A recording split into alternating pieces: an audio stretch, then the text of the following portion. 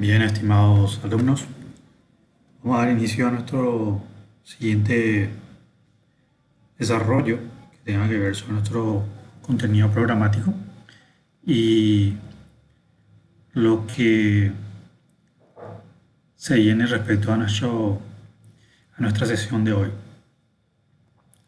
En la fecha, lo que vamos a trabajar es un poco sobre el sistema monetario internacional.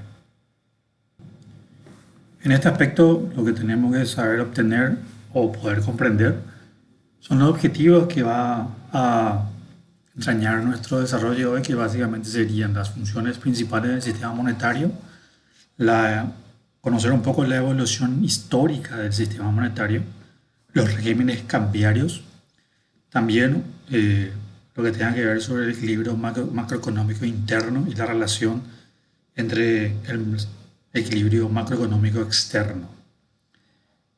Es importante también conocer sobre el tipo de cambio, el funcionamiento en la economía, que si bien nosotros ya sabemos cómo impacta el tipo de cambio en una economía y cuáles son sus principales variables que hacen modificar el tipo de cambio, también tenemos que entender cómo se interrelaciona respecto a toda una economía. Algunos factores de ajuste a un equilibrio de la balanza de pagos bajo un tipo de sistema que puede ser, por ejemplo, el patrón oro, que en este desarrollo vamos a conocer de qué se trata. Entender un poco la regla de juego y el significado de la esterilización, las causas de las crisis económicas que se dieron en los años 30 y la devaluación competitiva. Unas descripciones y orígenes de los fundamentos del sistema Bretton Woods y las causas por las cuales este sistema tuvo un deterioro. Básicamente, eso a tratar nuestro desarrollo de hoy. Entonces, pasemos a ver básicamente de qué se trata el sistema financiero internacional. Hay que entender que en finanzas y finanzas internacionales y al mismo tiempo en el contexto general, todo está interrelacionado y algunas veces no queda muy claro eh, por dónde se debe iniciar para poder observar estas interrelaciones. Básicamente, nuestro inicio del estudio de finanzas internacionales se basó en el sistema monetario y es la forma más correcta de poder observar cómo funciona este sistema. Básicamente motiva a poder comprender las herramientas o las variables que en ello interactúan. Y a su vez también, como dijimos, el problema de los ajustes y desequilibrio de la balanza de pago, que básicamente es central para la materia y la introducción temprana de lo que es el interés sobre las causas de la crisis, entre otros aspectos.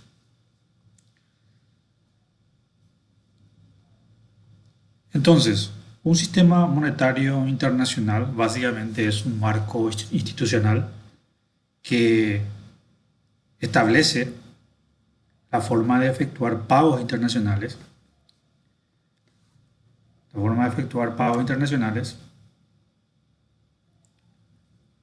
de capital y determinar el tipo de cambio entre diferentes monedas.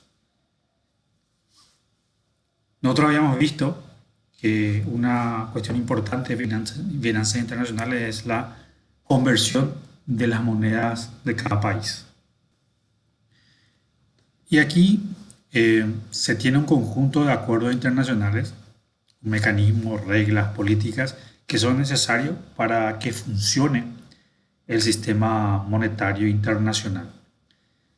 Básicamente la globalización intensifica los flujos internacionales de bienes, servicios y capitales y aumenta, por ende, las necesidades de instituciones que regulen y que faciliten ese intercambio.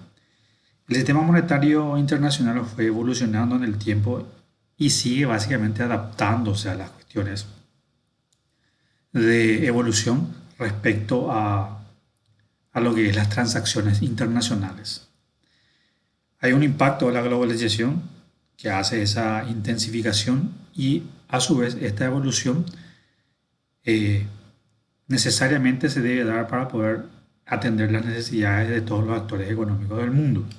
Entonces existen instituciones, existen acuerdos, existen mecanismos y reglas, como también políticas para hacer los pagos internacionales, para administrar los flujos de capital, para la determinación del tipo de cambio y los ajustes al desequilibrio.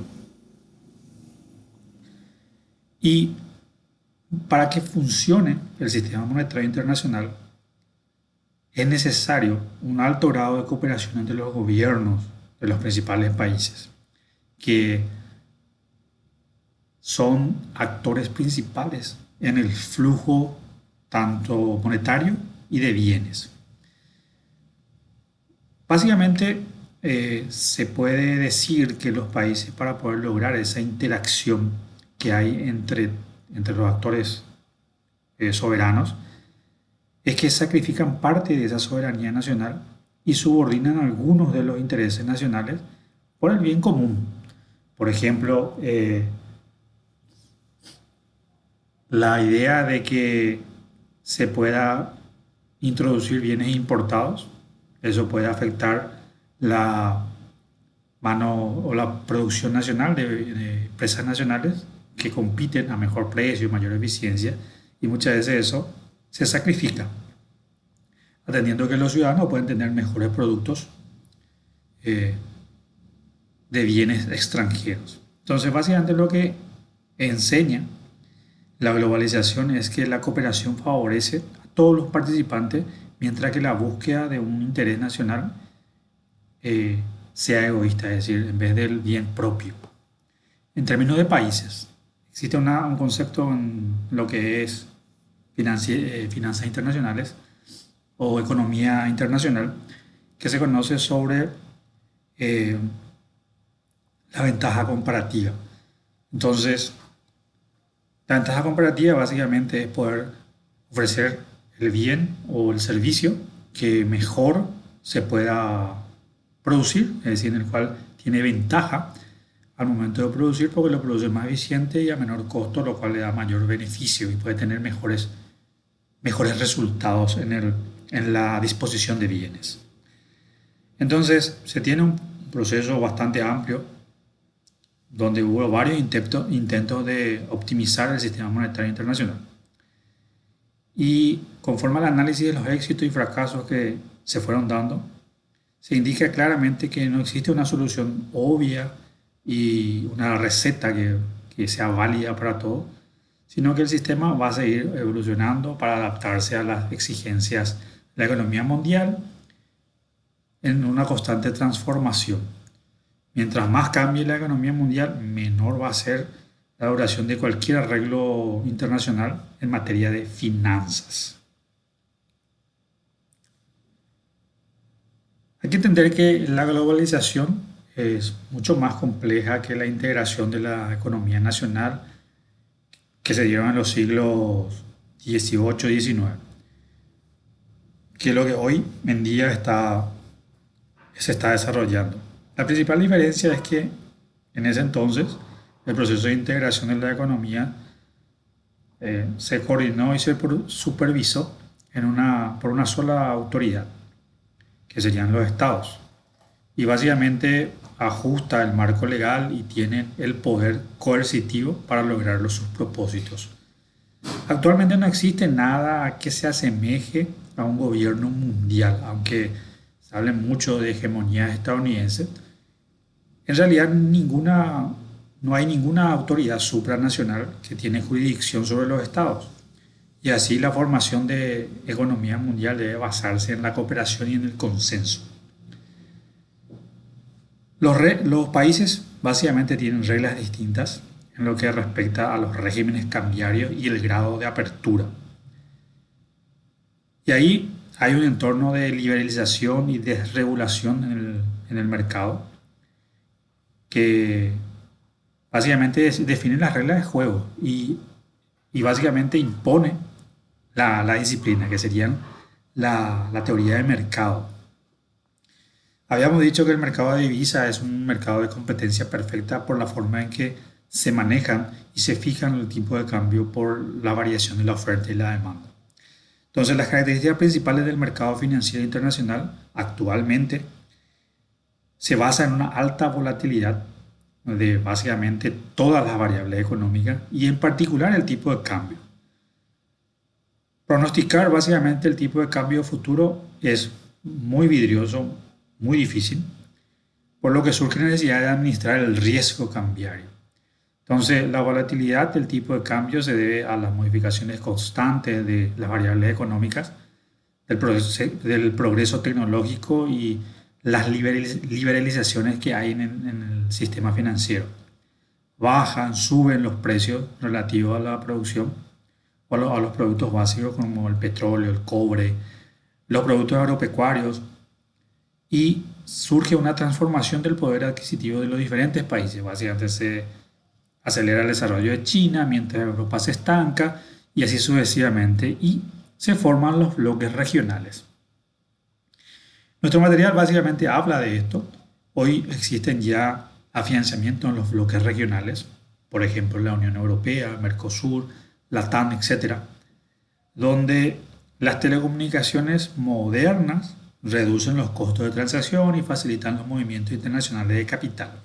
Eso hoy es una realidad muy visible por la cual se hacen transacciones de capital con costos muy por debajo de periodos anteriores, de décadas anteriores. Entonces la disponibilidad inmediata de abundante información cambia la tendencia de los mercados en cuestión de minutos. Entonces una divisa, que es la moneda de otro país, siempre y cuando sea libremente convertible a otra moneda en el mercado cambiario. Eso ya lo habíamos visto, esa definición, que una cosa es moneda de otro país o moneda extranjera y la divisa que debe ser convertible. La convertibilidad es sumamente importante para el comercio internacional y en eso radica la eficiencia económica. Básicamente el comercio se va a limitar al trueque si eso no funcionara y el comercio no iba a ser tan dinámico como es hoy en día. Los precios internos básicamente se están desagregando o deslindando de los precios internacionales. El cálculo de rentabilidad de los proyectos de inversión resulta imposible debido a la volatilidad que puede hacer si se van a hacer inversiones en otro país. Y hubo cambios en los regímenes de gobierno, pasando de sistemas comunistas a sistemas liberales. Una de las tareas prioritarias de los nuevos gobiernos era restablecer la plena convertibilidad de las monedas nacionales. Es decir, que estén en el mercado cambiario y se coticen respecto a la oferta y la demanda de este mercado. La manera común de cotizar el tipo de cambio es la cantidad de moneda nacional necesaria para comprar los dólares. Entonces, en términos de cotización, se tiene un tipo de cambio que puede ser guaraníes por dólar, peso por dólar, euro por dólar o viceversa, donde existe un tipo de régimen cambiario. Y ese régimen es un conjunto de reglas que describe el papel que va a desempeñar el Banco Central en la determinación del tipo de cambio. El Fondo Monetario Internacional básicamente clasifica los regímenes cambiarios en 8 formas de ver. Donde no existe una moneda nacional legal, puede ser la zona euro, Ecuador, donde está dolarizado. Se puede hablar de un consejo monetario. Se podría hablar también de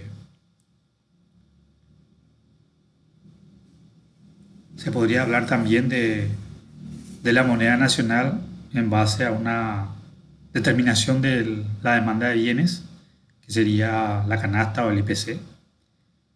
La moneda nacional que está ligada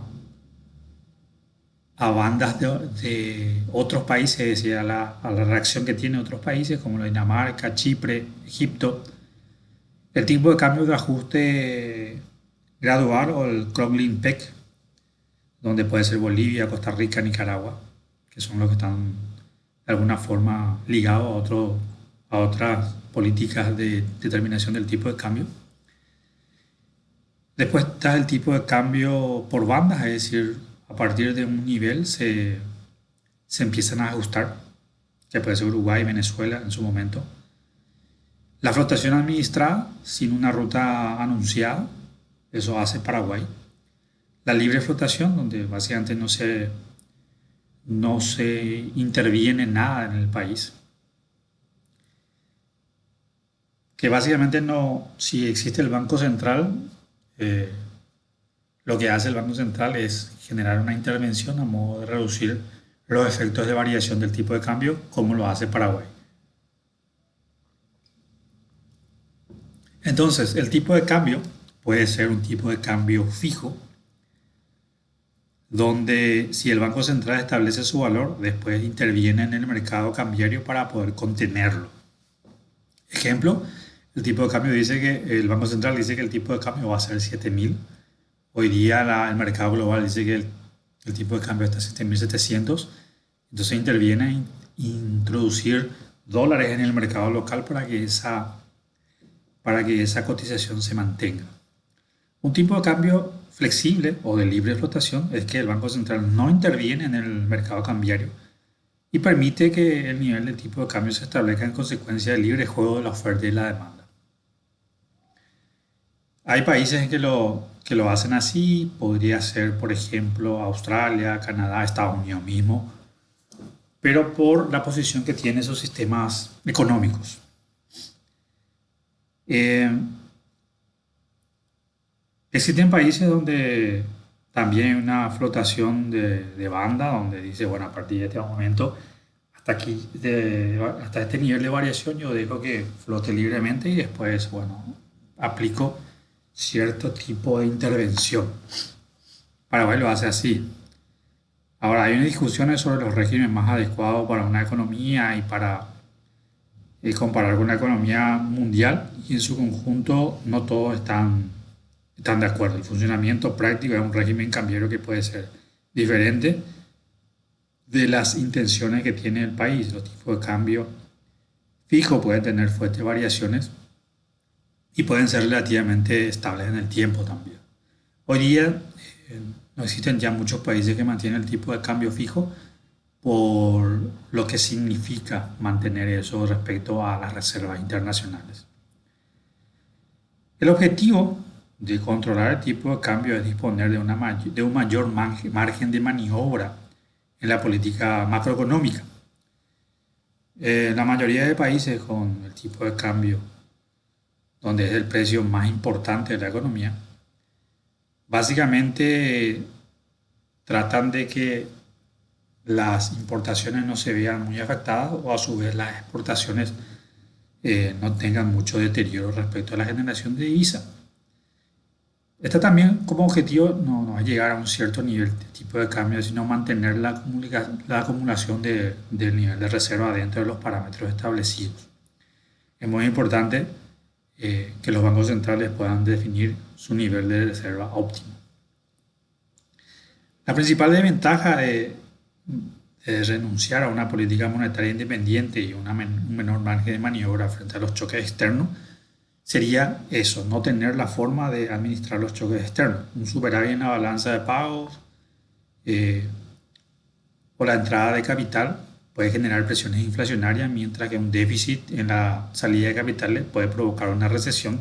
Y si yo no tengo la política monetaria para poder generar la administración de la política cambiaria, eso me dejaría sin herramientas para poder afrontar. La libre flotación básicamente vendría a ser compatible con la flexibilidad de la política fiscal y monetaria, dado que el tipo de cambio desempeña el papel de variable de ajuste. Y obviamente requiere una adopción de cierto nivel de desarrollo y sobre todo la existencia de un mercado de dinero líquido, donde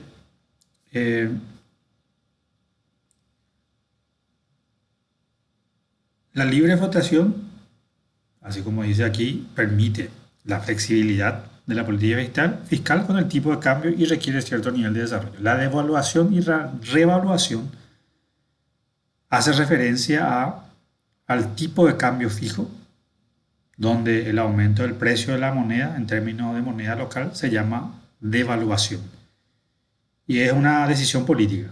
En cambio, la reevaluación implica una disminución del precio de la moneda extranjera. Eh, Existen básicamente dos grupos de términos. En el tipo de cambio fijo se usa esto que se ven aquí, que es devaluación y revaluación. Entonces, cuando hay tipo de cambio fijo, que ya son muy escasos las economías que tienen esta condición, si el valor de la moneda nacional se reduce, se devalúa y eso decide el Banco Central. O se aumenta el valor de la moneda local, se reduce el tipo de cambio, la moneda se revalúa. En tipo de cambio flexible estamos hablando de depreciación y apreciación, donde básicamente eso lo genera el mercado. No existe una decisión, sino más bien una administración, como lo hace Paraguay. Si la tendencia es que suba el tipo de cambio, va a administrar para que esa, esa tendencia alcista no sea tan repentina, pero va a converger nuevamente a la tendencia de mercado. No existe una forma donde existe una flotación, libre flotación o flotación administrada de tener eso. La devaluación y la depreciación tienen prácticamente el mismo significado económico, el delineamiento de la moneda nacional. Pero mientras que el tema de la devaluación respecto a la depreciación son consecuencia de una decisión política. Y lo que es la depreciación es resultado de las fuerzas de mercado, como lo estamos diciendo. Existen algunos ejemplos que se pueden dar respecto a los cambios que se dan en los tipos de cambio, que es el valor de la divisa.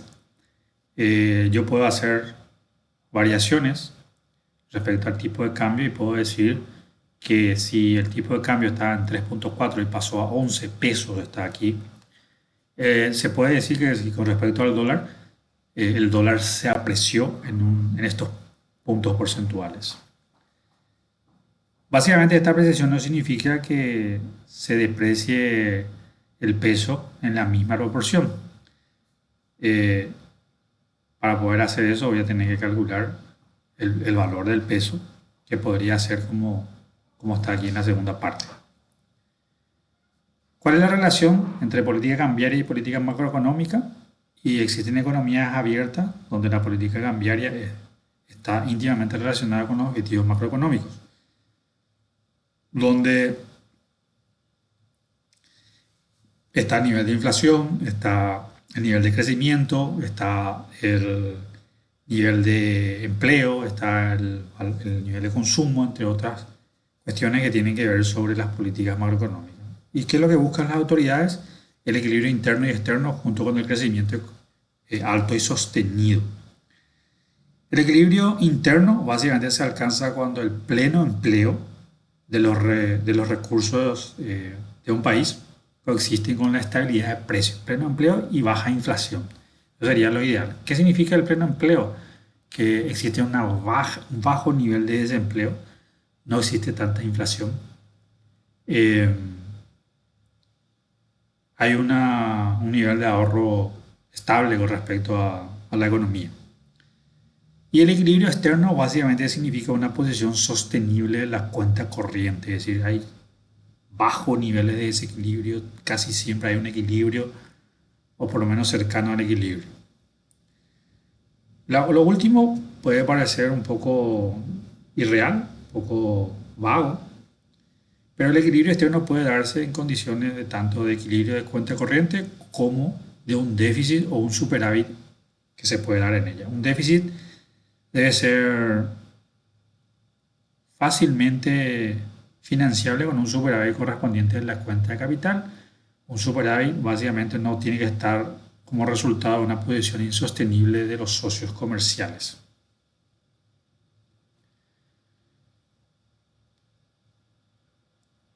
Aquí básicamente la política cambiaria es el eje, la principal forma que influye en las variables, la clave de la política macroeconómica, el manejo de la inflación, los intereses, la balanza comercial.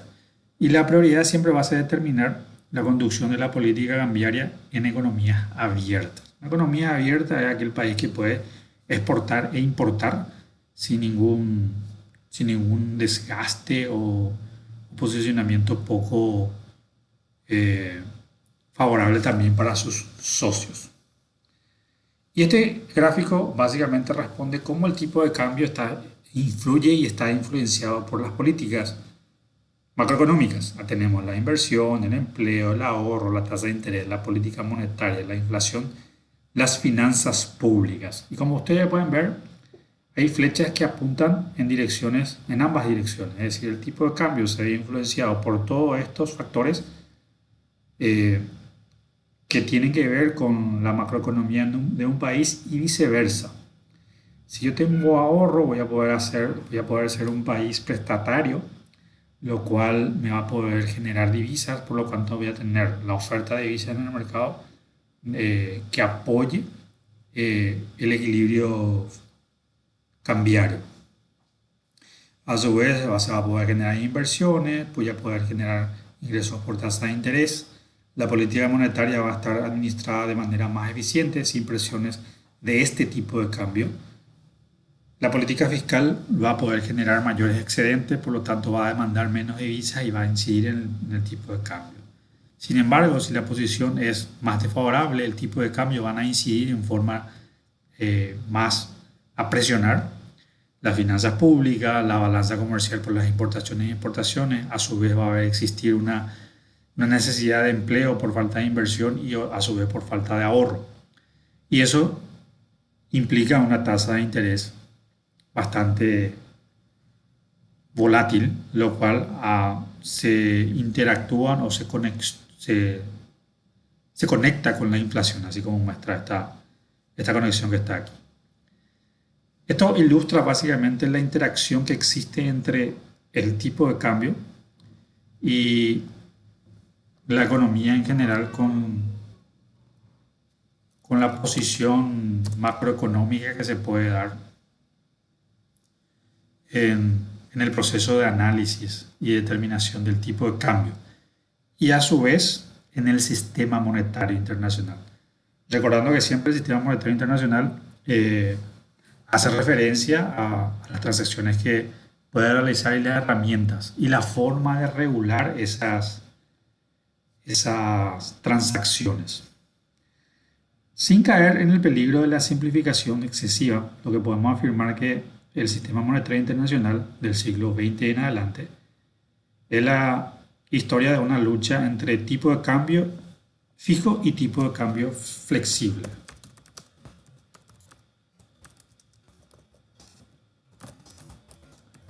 Fijo y flexible. Donde hace poco se llegó a un consenso que favorecería a los tipos de cambio que permiten el mayor intercambio y fomentan la estabilidad de precios. En realidad, el tipo de cambio fijo permitía disfrazar esos errores de política económica y mantener un tipo de cambio fijo bajo condiciones desventajosas no era muy deseable. A partir de allí, como entendemos ya cómo funciona este sistema financiero internacional, vayamos a conocer un poco los diferentes bloques económicos y cómo fueron evolucionando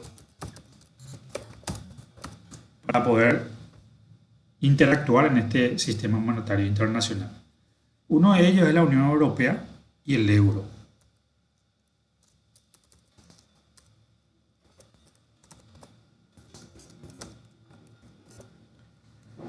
Básicamente la Unión Europea, a partir de 1979, los países de la Comunidad Europea, los CEE, crearon un sistema monetario europeo donde el objetivo era crear una zona de estabilidad monetaria, coordinar la política cambiaria frente a los países fuera de la Comunidad Europea y preparar el camino para una unión económica europea, es decir, que que se lleva a cabo. El sistema monetario europeo tiene dos instrumentos que básicamente es una moneda artificial, el ECU, y el mecanismo de los tipos de cambio. El sistema prácticamente no funcionó muy bien porque los países miembros no pudieron coordinar. Luego viene otra etapa, que es el de 1991, en Maastricht, donde los 12 miembros de la Comunidad Económica Europea firmaron un tratado que establecía un cronograma de creación de la Unión Europea con una moneda común, que básicamente es el euro, y un banco central común. Básicamente los países acordaron sus políticas fiscales, monetarias y establecieron criterios de conservación. Se determinó mantener una deuda pública por debajo del 60% del PIB, lograr una baja inflación y mantener el tipo de cambio eh, dentro de los rangos establecidos. En 1999, 11 de los 15 miembros adoptaron una moneda común, el euro, renunciaron a su soberanía. Y durante los primeros años se utilizó únicamente los pagos interbancarios. En enero del 2002 se introdujeron los billetes y moneda de euro. Se retiraron las otras monedas y empezó a surgir la moneda común. Ahí hubo algunas ventajas de utilizar el euro, por ejemplo, se redujo los costos de transacción, se eliminó la incertidumbre cambiaria, se homogenizó y se redujo los precios, se promovió el comercio y la restauración industrial a una escala más importante, se impulsó el desarrollo del mercado de capitales en el continente, bajos costos de capitales, etc. Y contribuyó a una mayor cooperación política entre lo que son los países miembros. Esto no fue tan fácil, hubo crisis en el cual el euro entró en problemas en el 2008 y se registraron altas tasas de crecimiento de lo que es el costo del dinero. Se dio una convergencia de los niveles de vida del sur, se alcanzaron unos niveles bastante diferentes a lo que se estaba esperando, pero eso luego se fue atendiendo y sobrepasando esos inconvenientes. Eso sería respecto a un sistema o un bloque económico bastante importante que es la Unión Europea. Si generalizamos un poco la historia del sistema monetario internacional,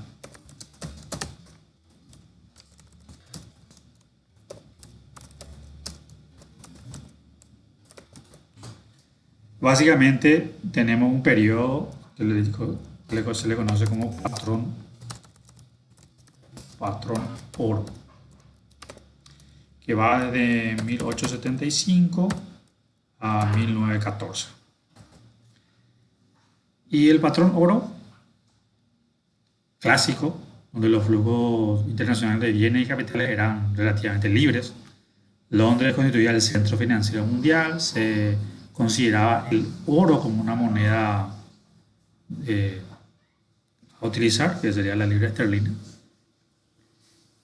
Cada país establecía el valor de una unidad monetaria en términos de oro.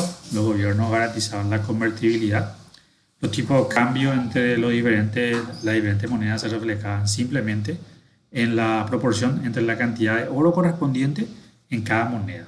Y ahí se tenía un precio de moneda. Entonces el patrón oro, o bajo este patrón oro, la cantidad de dinero que circulaba en cada país, o sea, la oferta monetaria, estaba limitada por la cantidad de oro en manos de las autoridades monetarias. Es decir, tenía que tener oro en las arcas o en las reservas internacionales para poder determinar la oferta monetaria. Y la cantidad de oro, a su vez, estaba directamente vinculada con los resultados de la balanza de pago. Entonces, un superávit en la balanza de pago conducía a una entrada de oro y un incremento en la oferta monetaria. Y un déficit en la balanza de pago, una salida de oro y una reducción del circulante. Así funcionaba este patrón oro. Donde podemos esquematizar de esta manera.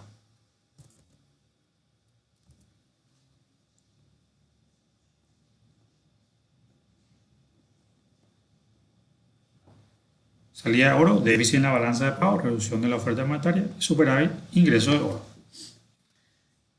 Esto funcionaba así hasta que ya no se podía hacer esa transacción. Había cierto grado de ventaja, se presentaban recesiones, y por lo tanto el patrón oro fue generando problemas en las transacciones y el tipo de cambio.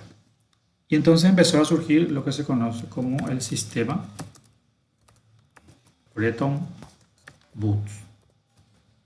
Esto fue desde 1944 a 1971.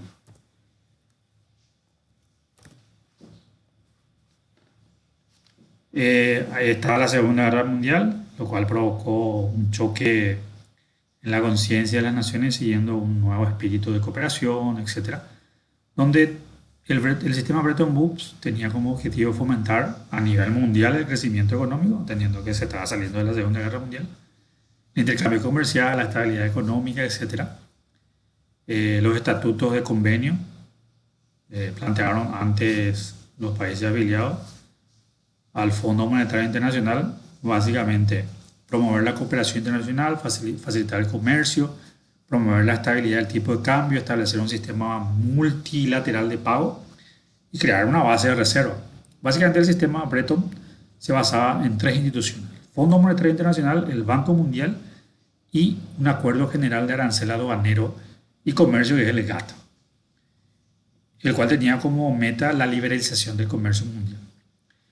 El régimen cambiario se estableció en Bretton Woods y se conoce como patrón oro de cambio. Según este régimen, cada país fija el valor de su moneda en términos de oro.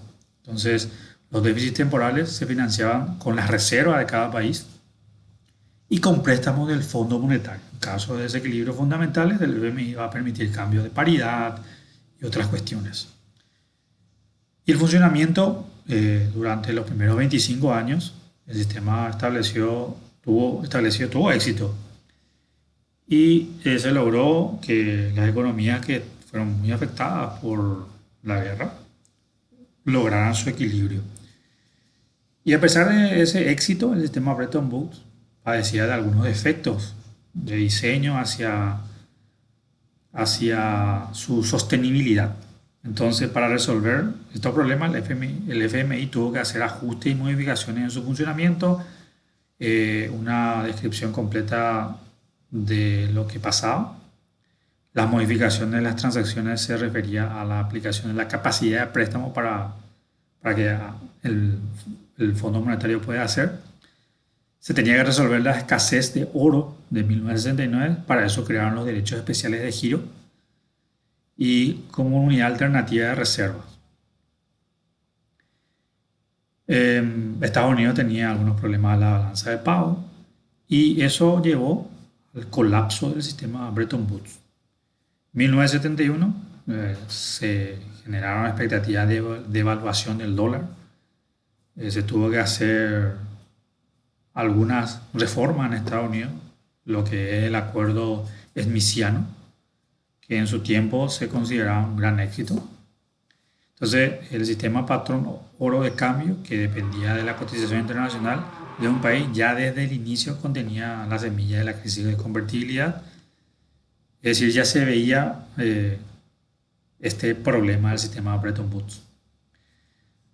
Actualmente, el sistema monetario trata de ajustar siempre las condiciones cambiantes de la economía mundial. Durante los últimos 20 años más ya, el ritmo de cambio se aceleró. No hay un sistema de tipo de cambio fijo, se quitó el sistema de tipo de cambio fijo, ya es de libre flotación. Y parece que el mundo que como resultado experimentó cambios estructurales profundos, un sistema de tipo de cambio flexibles, un poder económico relativo a los tipos de países. Existen problemas de desequilibrio, pero se van ajustando conforme a las políticas monetarias y cambiarias.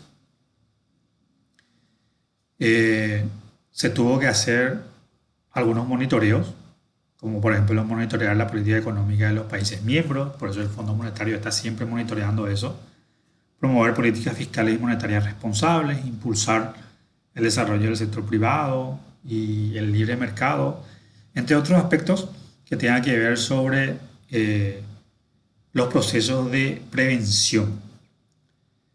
A su vez, también se crearon acuerdos del sistema monetario respecto a los tipos de cambio fijo, la libertad de los movimientos internacionales de capitales y la independencia de las políticas monetarias.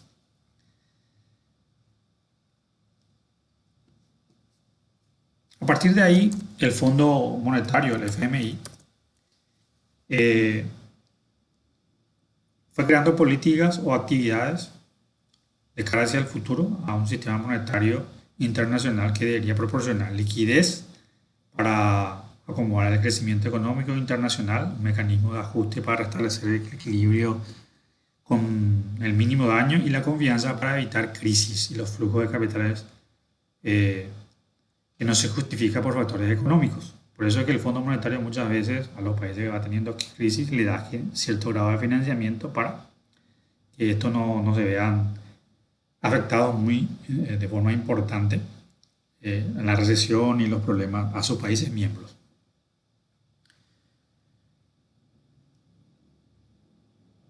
El sistema monetario actual básicamente se basa en la libre flotación y en el monitoreo de lo que es los sistemas económicos de cada país, donde básicamente lo que van observando serían estos componentes. Déficit alto y persistente en la balanza de pago, sospecha de una devaluación inminente, ventas masivas de moneda nacional, intervención esterilizada, pérdida de reserva que pueda tener un cambio en el equilibrio de la balanza de pago y una recesión que no genere este tipo de problemas económicos. Entonces, el sistema monetario internacional básicamente tuvo tres factores importantes. Uno, que sería el patrón oro, que fueron las primeras posiciones respecto a la determinación del uso del intercambio. Luego está el sistema Bretton Woods, donde fue una sustitución de lo que es el patrón oro. Y luego está la libre flotación del tipo de cambio. Que es básicamente en la actualidad. Esto llevó a la creación de bloques económicos como la Unión Europea y otros bloques de aquí en Sudamérica que permitieron un posicionamiento mejor frente a la globalización y las transacciones dentro del sistema monetario internacional. Este proceso se fue llevando a cabo a modo de poder que cada vez sea más incentivada la colaboración entre todos los países y más a los países miembros de la OTAN, o sea, lo que es dentro del Fondo Monetario Internacional. Luego está el Banco Mundial y otros organismos multilaterales que generan ese impulso a las economías y rescate en caso de crisis. Bien, en general, eso sería nuestro proceso de revisión en lo que es el sistema monetario internacional. Respecto a todo lo que debemos conocer y saber de cómo se desarrolla y cómo se lleva a cabo este sistema.